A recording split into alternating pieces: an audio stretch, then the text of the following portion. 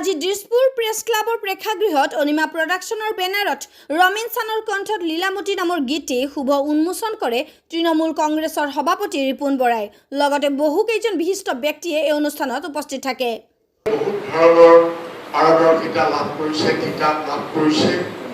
বিভিন্ন সৰ্বভাৰতীয় পৰ্যায়ত বহুতে সন্মান অৰ্জন কৰিবলৈ সক্ষম হৈছে।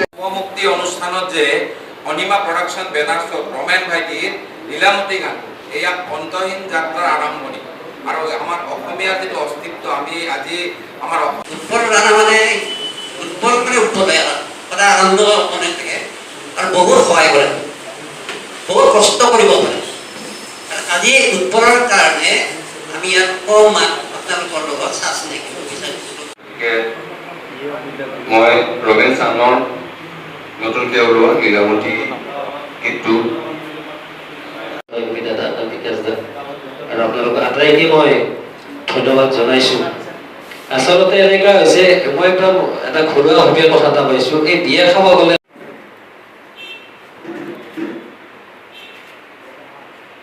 সৰু ল'ৰা উদীয়মান এজন যুৱক আৰু তেওঁ গোটেই জীৱনৰ কাহিনী ক'লে, সংগ্ৰাম কৰি কেনেকে কষ্ট কৰি কেনেকে ৰেপিড' চলাই তেওঁ গান লিখিছে, গান গাইছে আৰু তেওঁ আজি যিটো লীলামতী অডিঅ' গীত আজি তেওঁ উদ্বোধন কৰিছে, এইটো ভিডিঅ' কৰিব লাগে, ভিডিঅ' কৰিবলৈ তেওঁ পইচা নাইকিয়া।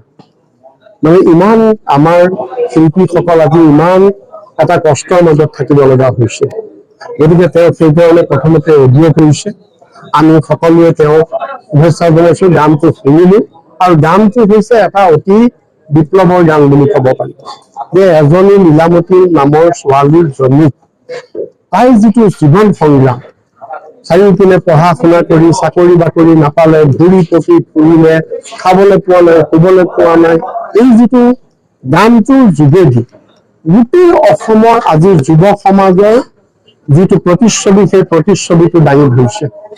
গতিকে সেইকাৰণে তেওঁ এগৰাকী নতুনকৈ এতিয়া উদীয়মান শিল্পী, আমি তেওঁক শুভেচ্ছা জনাইছো আৰু আমি আশা কৰিম তেওঁ যিটো কণ্ঠ আজি শুনিলো যে নিশ্চয় অসমৰ ৰাইজে তেওঁৰ গান বুটলি ল'ব, আদৰি ল'ব আৰু অদূৰ ভৱিষ্যতে তেওঁ এগৰাকী ভাল প্ৰতিষ্ঠিত অসমীয়া কণ্ঠশিল্পী হিচাপে তেওঁ পৰিচয় পাব।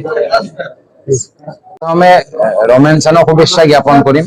তেওঁ এজন আমাৰ অসমীয়া যুৱক আৰু লগতে তেওঁ এখন অসমীয়া গায়ক। গতিকে অসমীয়া গায়ক যিহেতু হয় অসমৰ, তেওঁক আমি চিৰযুগমীয়া স্থানত আমি নিজে লৈ যাব লাগিব। আৰু আজি ইয়াত উপস্থিত থকাৰ প্ৰথম কাৰণটো হ'ল আমাৰ অসমৰ যিটো স্বাভিমান আৰু অসমৰ আত্মসন্মান। মানে আত্মসন্মান নাথাকিলে সন্মানৰ কোনো মূল্য নাথাকে।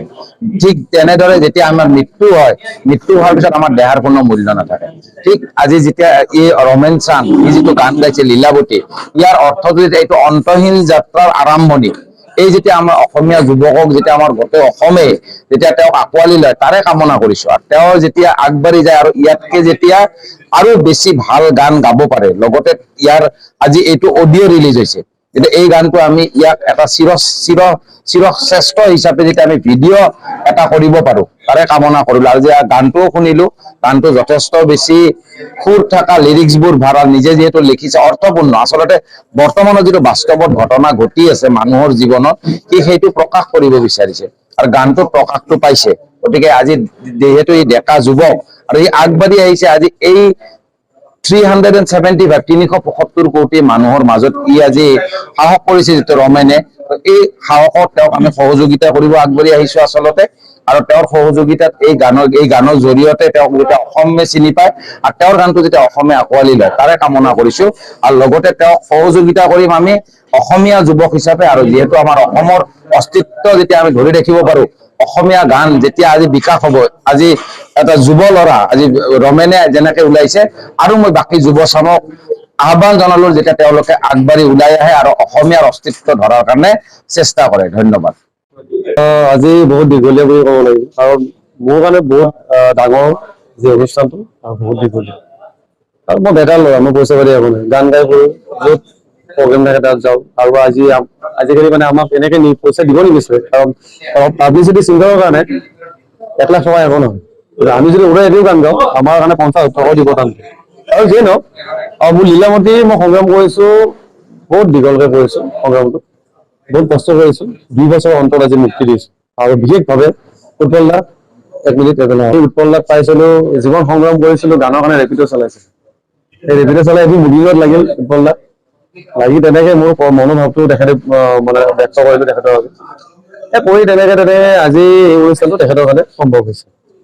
আৰু নাজানো কিমান দূৰ কি কৰিব পাৰোঁ, কিন্তু মই এটাই বস্তু বিচাৰোঁ, মোৰ মা দেউতাৰ নামটো মই জীয়াই ৰাখিব বিচাৰোঁ।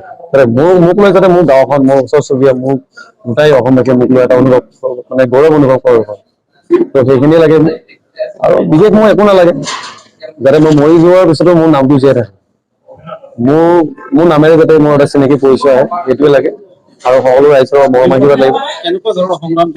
ক'লোৱে জীৱন্ত সংগ্ৰাম কৰিছিলোঁ। প্ৰথমতে মই চেণ্ট্ৰেল মলত মই ফাইলৰ কাম কৰিছিলোঁ। মোৰ এই গানৰ ক্ষেত্ৰত গানৰ কাম কৰিবলৈ তেনেকে জব এটা পাইছিলোঁ। আৰু তেনেকে গ'লো, তেনেকে ঘৰত গুচি গ'লো। গুচি গৈ মোৰ ঘৰত যাই আকৌ কৰিব নোৱাৰো। সাঁচতীয়া পইচা কেইটামান আছিল মোৰ প্ৰগ্ৰেম কৰি, তাৰপিছত গাড়ী এখন কিনিলো। মই ভাবিলো গাড়ীখন দি মই চলি থাকি মই প্ৰগ্ৰেমতো যাওঁ। ত' সেইখনো লকডাউন বিক্ৰী কৰা গ'ল। তাৰপিছত লাষ্ট উপায় নাই মোৰ, আৰু মোৰ লগৰ এজন ধ্ৰুৱ বুলি আছে, তেওঁ ক'লে যে তুমি ইয়াত ৰেপিডো চলাব পাৰা, ভাল। আহিল সেনেকে ৰেপিডো চলালো, বহুত কষ্ট কৰিলো, বহুতো তিতা মিঠা মাত কৰিলো বহুতৰে। ৰেপিডো বুলি একো গণ্য নকৰে, চালা এনেকুৱা কিবা। মই মনতে ভাবো আৰু যে ঠিক আছে, আজি মোক বহুত হিংসাৰে দিব। তেনেকৈ সংগ্ৰাম কৰিলো আৰু বৰ্তমান কৰি আছো। কৰি এতিয়া বেলেগ এটা কামত হাত দিছো। তেনেকে কৰি লীলামতিৰ পিছতে মই আকৌ নেক্সট প্ৰজেক্ট কৰি আছো, আবেলি বুলি। ত' তেনেকে দুটামান গানৰ কাম কৰিম আৰু আপোনালোকে চাগে গম পাব পিছত। নিউজ ডেস্ক ৰিপোৰ্ট ইত্যাদি A to Z।